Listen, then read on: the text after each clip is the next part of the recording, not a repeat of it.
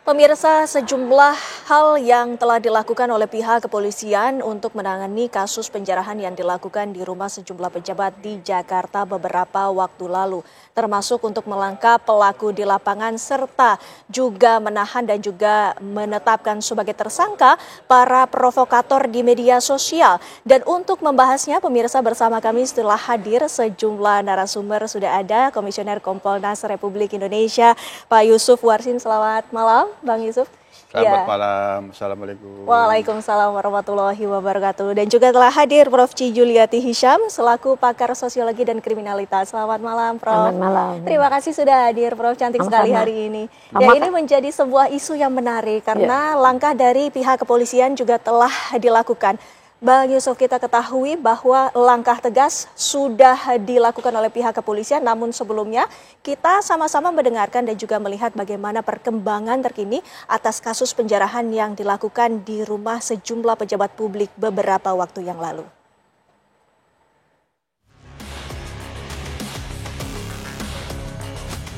Polisi terus mengusut pelaku penjarahan di rumah sejumlah pejabat publik. Penjarahan itu diketahui terjadi selama beberapa hari di berbagai wilayah Jakarta.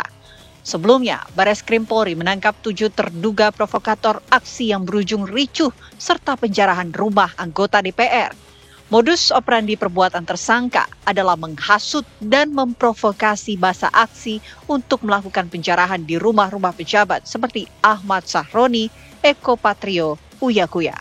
Selain menangkap provokator, Polda Metro Jaya telah menangkap puluhan orang sebagai tersangka penjarahan di rumah anggota DPR dan mantan Menteri Keuangan.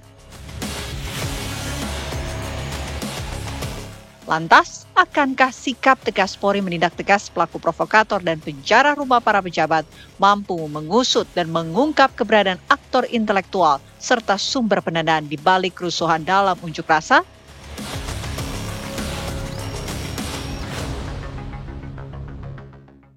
Itu tadi pertanyaannya, langsung saja kami konfirmasi kembali kepada Bang Yusuf. Silakan Bang Yusuf, apakah menurut Anda langkah cepat dan tegas juga sudah dilakukan oleh aparat penegak hukum untuk menangkap pelaku penjarahan dan juga provokator di media sosial dalam tindakan anarkistis?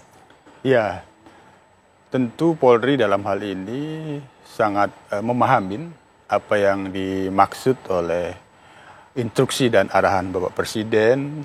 Tindakan tegas yang di sini tentu kata kuncinya adalah sesuai dengan hukum yang berlaku.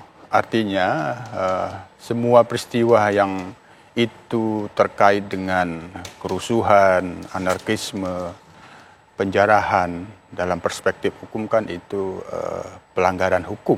Nah, maka tentu tindakan tegas itu adalah pada proses penegakan hukum itu, sehingga setelah arahan Presiden, kemudian Polri melakukan langkah-langkah yang itu sudah kami lihat sebagai pengawas fungsional Polri, yang itu memang mendapatkan kritikan juga, yang dimana melakukan pertama patroli berskala besar, itu bagus-bagus saja, hanya dipastikan tidak menimbulkan hal-hal yang itu dapat dipersepsikan seolah-olah ada yang dilakukan tanpa proses hukum kan gitu. Tapi langkah selanjutnya kan proses hukum. Patroli berskala besar yang kemudian langkah selanjutnya melakukan penangkapan. Nah, penangkapan ini sesuai dengan mekanisme kita lihat ya sudah sesuai. 1 kali 24 jam sudah sangat banyak yang dibebaskan. Artinya dari proses penangkapan yang dilakukan itu lebih banyak yang dibebaskan daripada yang masih ditahan. Nah, selama 1 kali 24 jam. Nah, yang tidak dibebaskan dalam 1 kali 24 jam karena memang ada bukti permulaan yang kuat untuk dilanjutkan ke proses selanjutnya, kemudian ditingkatkan pada penyidikan yang itu di dalamnya ada penetapan tersangka. Semua wilayah-wilayah yang itu katakanlah yang ada korbannya, yang kalau kita tolkan 10 korban yang meninggal dunia, yang paling besar memang dalam hal ini adalah Sulawesi Selatan. Nah, semua polda-polda itu bekerja sebagaimana yang ada di Polda Metro Jaya yang hingga saat ini kita pantau sekitar 43 orang yang telah ditetapkan tersangka dan banyak yang dibebaskan, Nah, oleh karenanya ini adalah proses hukum. Nah, jadi begini Mbak Winnie, terlepas pun ada arahan Presiden, sesungguhnya apabila terkait dengan pelayanan pengamanan kegiatan unjuk rasa oleh masyarakat, ketika kegiatan-kegiatan unjuk rasa itu di dalamnya ada pelanggaran hukum, apalagi sampai adanya anarkisme dan menimbulkan korban, itu seperti biasa ada proses hukum. Nah, proses hukum itu juga ditemukan tidak hanya kepada yang melakukan pelanggaran dari pihak masyarakat, tapi kalau memang itu ada pelanggaran dari internal yang bertugas juga dilakukan proses hukum. Nah, dalam hal ini kan kita juga sudah melihat ada proses hukum yang sedang berlangsung pasca putusan kode etik profesi kemarin, kan ini sedang berjalan. Penyidik Bareskrim sedang bekerja di luar proses hukum kepada masyarakat yang melakukan anarkisme, perusakan dan penjarahan. Ya. Jadi ini kita pantau terus dan proses ini tentu kita dorong karena proses penegakan hukum itu kan due process model. Ada hak-hak meskipun dia tersangka tetap harus dihormati. Nah, jadi harus sesuai dengan SOP, profesional, prosedural, dan proporsional. Itu tidak boleh dilanggar. Nah, itu yang kita dorong sehingga benar-benar profesional dan lebih dari itu tentu karena ini menjadi perhatian kita bersama. Dalam hal ini kan yang ingin ditunjukkan oleh Polri itu adalah tanggung jawab publiknya. Oleh karena itu proses hukum ini tetap transparan dan akuntabel. Baik.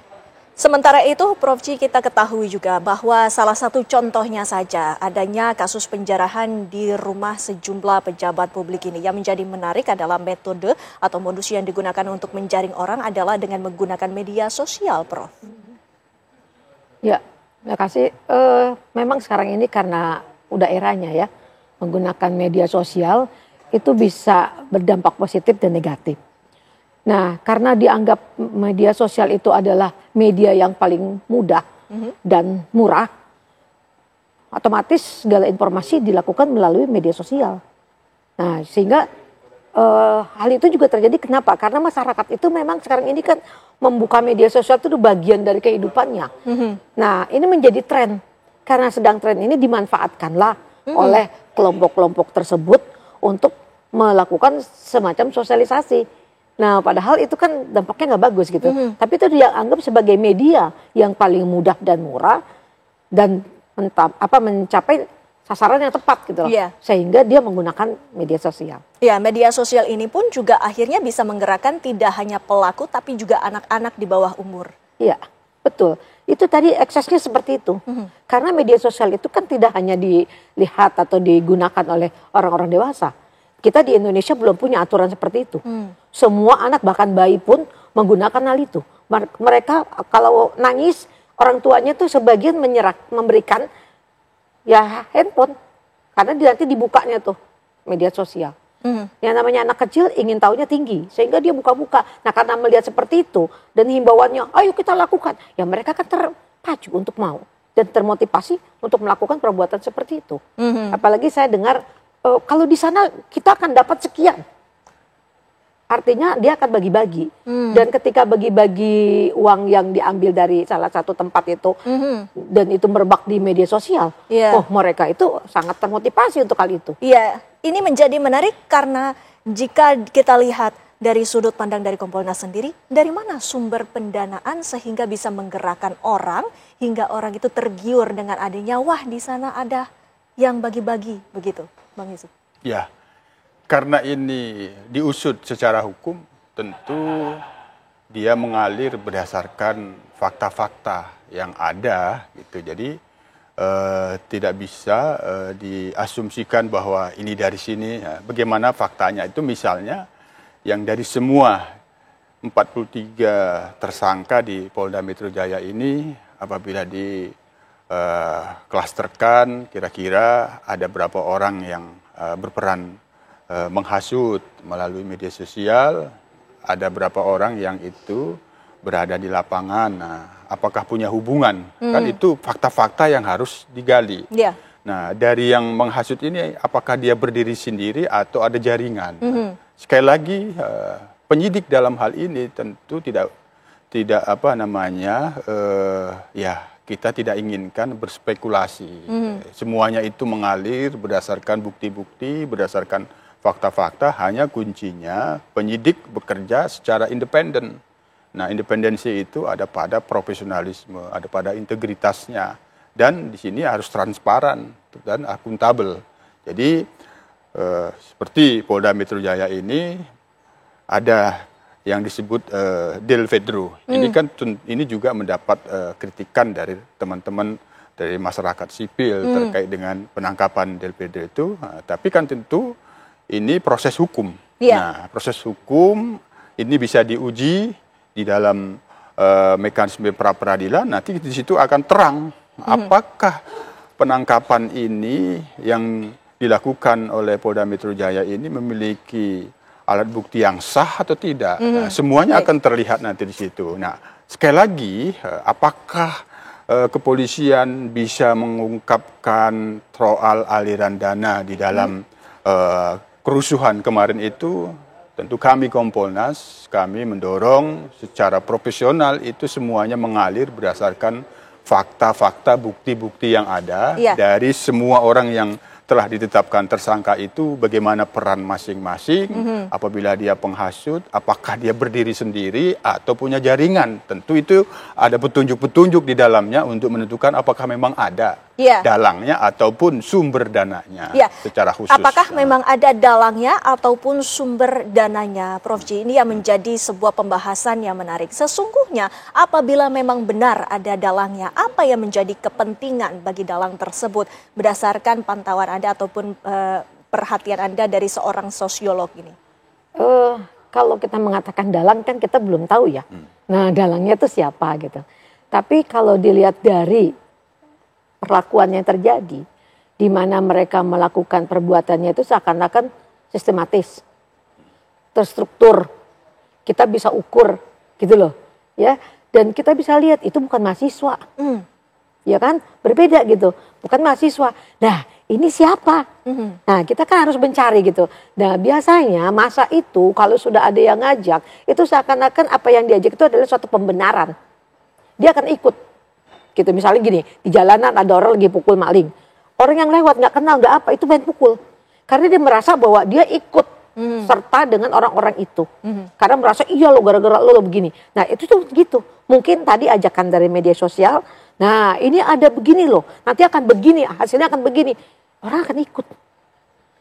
Di bawah alam sadar, orang mudah sekali terpancing untuk ikut. Nah, di bawah alam sadar memang bisa terpancing untuk hal itu, Prof. Tapi ini kan sesuatu yang terlihat seperti sistematis begitu ya, Prof.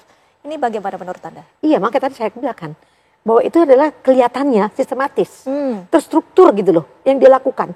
Kenapa yang dirusak itu adalah fasilitas umum? Iya.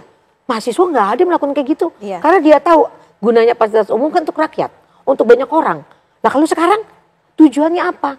Apakah memang tujuannya ingin terjadi chaos? Kan endingnya ke sana ya. Apakah ini untuk chaos atau untuk sekedar membuat huru-hara? Atau ini sekedar hanya sebagai suatu protes? Tapi kan kita dengan perbuatan tadi kita sudah bisa cari. Kita lihat goalnya. Ini tujuannya chaos. Nah, dengan chaos itu nanti dikaitkan lagi. Apakah tadi dengan tertabraknya atau ditabrak saya nggak tahu itu ya si Afan itu. Nah, ini apa arahnya kemana gitu? Apakah ini menjadikan klimaks dari rencana chaos tersebut? Itu yang harus kita cari. Iya, betul. Dan dari pihak kepolisian juga tidak tinggal diam, sudah melakukan ataupun menetapkan tersangka. Nah, apa langkah selanjutnya yang harus diambil oleh pihak kepolisian? Nanti kita jawab sesaat lagi, Bapak Ibu. Kami akan kembali selepas jeda.